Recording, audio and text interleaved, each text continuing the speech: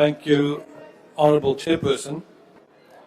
Honourable President, at your inauguration after the 2019 election, you said the following: "Yes, South Africa, to Mamina, send me. I pledge here today that I will serve you. I will work with you side by side to build South Africa that we all want and deserve." I respect you for that, and I know that you are still trying every day. Today I'm going to speak in my home language, Afrikaans. But out of respect for you, Mr. President, I've provided you with a translated copy of my speech. After that speech in 2019, there was a great expectation in South Africa, and it was believed that it would be a new beginning that would send South Africa in a positive direction, to tell everyone that was ready to stand with you, to Mamina, send us. But now, 7 years later, it's clear that things did not work out exactly that way. It was difficult Thursday evening to listen to the long list of problems that you mentioned, where you spoke of all of those new task teams.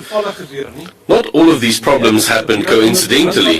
No, it actually happened under the rule of the ANC party over the last 30 years. Irregardless of the task teams. We have reached a point where our country is completely grinding to a halt and stagnating, where it cannot be led ideologically into the policy directions that you've promised. Things like cadre deployment, black economic empowerment and affirmative action, that simply doesn't work. And I can just briefly address three other matters. Firstly, water supply. To have clean water is a basic human right. The crisis is so severe that you, as President, have to take control of it yourself. A water shortage didn't occur overnight. 30 years of maladministration, coupled with no maintenance of infrastructure, lies at the root of the problem. In most parts of the country, there's more than enough water, but the pipes are leaking and the pumps do not work. With cadre deployment officials that do not know how to get the things to work, the estimation calculation of Johannesburg is that 50% of water is lost due to leaking pipes. Secondly, foreign policy. There's no difference in the foreign policy that you have mentioned in this and the previous SONAs. My problem remains that it still remains the ANC's policy and not the policy of the GNU.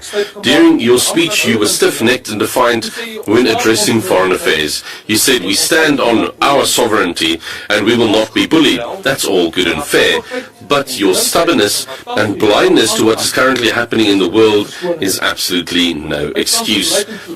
With our foreign policy, it's currently causing South Africa enormous economic damage. You say that South Africa remains a clear and consistent voice for international law, for justice and for human rights, but that is just completely untrue. When Russia invaded Ukraine, South Africa conveniently forgot about international law. When Iran shot and killed thousands of its own citizens and sentences women like Zara Tabiri and Masha Amini to death, human rights apparently didn't matter. Not a single word of judgment from DERCO or the GNU were uttered. Last Friday, the Minister of Women, Sindisizwe Chikunga, delivered a speech at the Iranian embassy to commemorate their revolution, but again did not say a single word about these human rights violations. This is not in a national interest, and the FF Plus strongly condemns it. Lastly, I want to also speak about the Afrikaner and the unresolved issues between us. Afrikaners and other minorities appreciate the efforts that you are making to solve South Africa's problems. We really do notice it. However, alone you will not succeed. The cabinet and all of your task teams will also not succeed. And also, not even the public service will succeed. It will be a major collaborative effort from everyone in South Africa, political leaders, civil society, and every South African in this country that needs to do this. Then only do we stand a chance. Here is my hand, Mr. President. Today, the Afrikaner and other minorities are extending a helping hand to you. We want to help, but it's not unconditional. We request equal treatment and recognition. It doesn't help if we say we will not be free as long as the people of Palestine and Western Sahara are not free. But with no consequence, as in your own country, an Afrikaner community does not even have the right to determine the language of instruction in their school. We are also not allowed to decide and determine shareholding in our own businesses and companies. That is not freedom. Today I have once again given you a copy of the Accord on Afrikaner Self-Determination.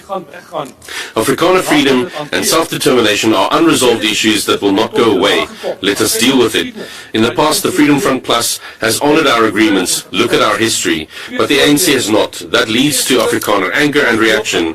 Two examples. The FF Plus honored our part in the agreement regarding the Northern Cape. After the election, the NC blatantly violated it. This makes us angry and a serious breach of trust. The agreements reached concerning the Bella Act and expropriation without compensation were also violated. That makes Afrikaners draw their hands back. But let us look one another in the eye now and address these issues. We are willing, Mr. President. Thank you.